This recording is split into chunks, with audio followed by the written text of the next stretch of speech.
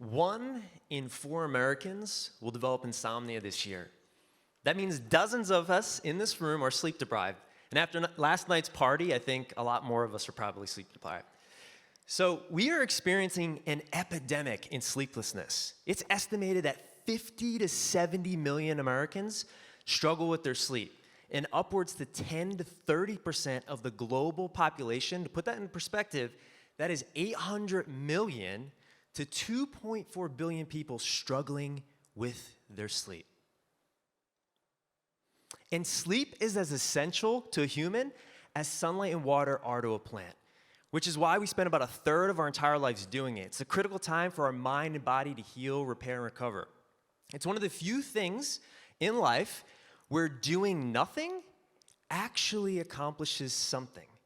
And after working with thousands of people over the last 6 years with chronic insomnia, I literally thought I heard it all until a man, let's call him John, told me his story about his experience with Ambien, one of the most popular and prescribed sleeping medications on the market. You see, John was having real issues with his sleep. And because of that, him and his wife were separated. She was the one that would guide him back to bed when he took his Ambien.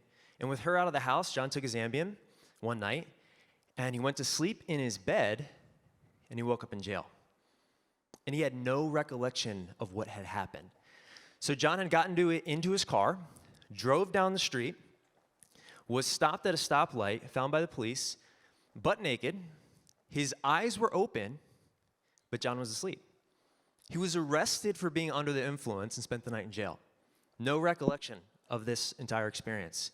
The next morning, he tried to explain to the police that he was not under the influence, rather under the Ambien. And he's now in a lawsuit because of this issue. Medication is a Band-Aid.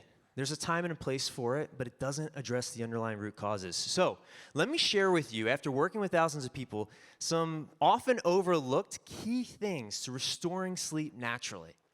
So the first shift is probably the most important. Sleep is not something that can be forced or controlled. And trying to control something that we have no control of creates this subtle form of pressure, and this pressure is enough to keep us up. So step 1 is to identify you, your clients, your patients, help them identify all the subtle ways that they're trying to control sleep.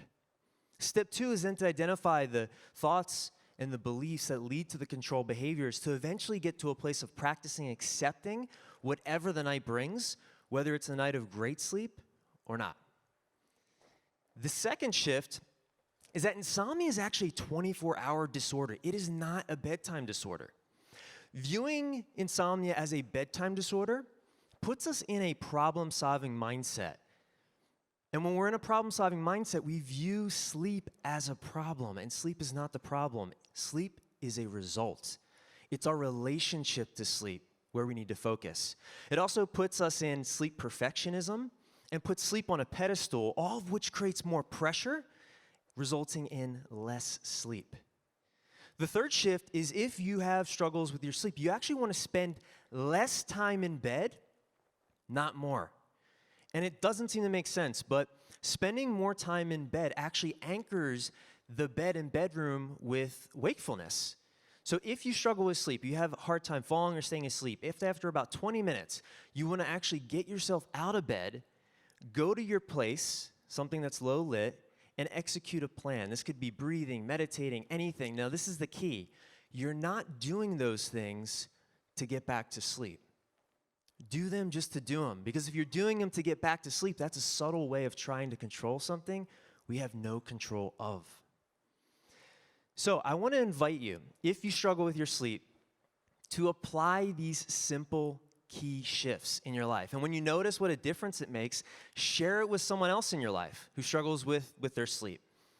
If you are a practitioner and have clients, share these insights with your clients and patients. Or you could keep them all to yourself and become the most well-rested know-it-all in your social circle. I wouldn't recommend that. Bruce Lee said, use that which works and take it from any place you can find it. And this is exactly what we did at Sleep Science Academy, pulling from many different sciences, disciplines, and psychologies to achieve an incredible 97% recovery rate for our clients that have chronic insomnia. Now, unfortunately, I'm out of time to share more with you about our unique approach, but just use these shifts and notice what a difference it makes in your sleep and life.